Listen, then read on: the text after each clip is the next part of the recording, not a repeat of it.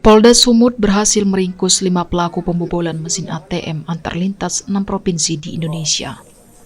Kelima pelaku tersebut masing-masing berinisial LM, warga Sumatera Barat, AS, warga Kabupaten Humbahas, AH, warga Provinsi Riau, IP, warga Riau, dan MPA, warga Kabupaten Ogi, Provinsi Sumatera Selatan.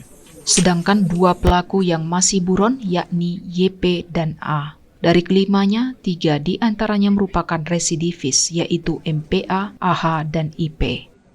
Kapolda Sumatera Utara Irjen Pol Agung Setia Imam Effendi menyampaikan para pelaku ini beraksi sejak tahun 2020 di 6 provinsi di Sumatera, yakni Provinsi Sumut, Riau, Jambi, Bengkulu, Lampung, dan Sumatera Barat.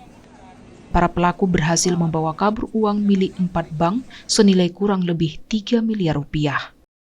Dalam aksinya, para pelaku selalu menggunakan mobil rental. Selain itu, saat beraksi, para pelaku juga melengkapi diri dengan senjata api rakitan untuk menghalau atau melukai orang-orang yang mencoba mengganggu atau mencegah kejahatan ini berlangsung. Di Sumatera Utara, dan kerugiannya ada sekitar 380 juta. Itu untuk kendaraan ini, kendaraan dipakai untuk melakukan aksi ya.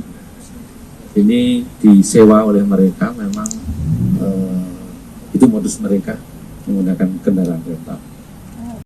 Sebelumnya dari video rekaman CCTV yang diterima, 2 pelaku sedang beraksi di mesin ATM Bank BNI di Jalan Silangit, Kecamatan Siborong-Borong, Kabupaten Tapanuli Utara. Keduanya nampak mengenakan jaket berpenutup kepala dan juga sarung tangan. Dari video yang dilihat, aksi pembobolan mesin ATM terjadi pada 24 Juni 2023 lalu dengan nominal kerugian sebesar 180 juta rupiah.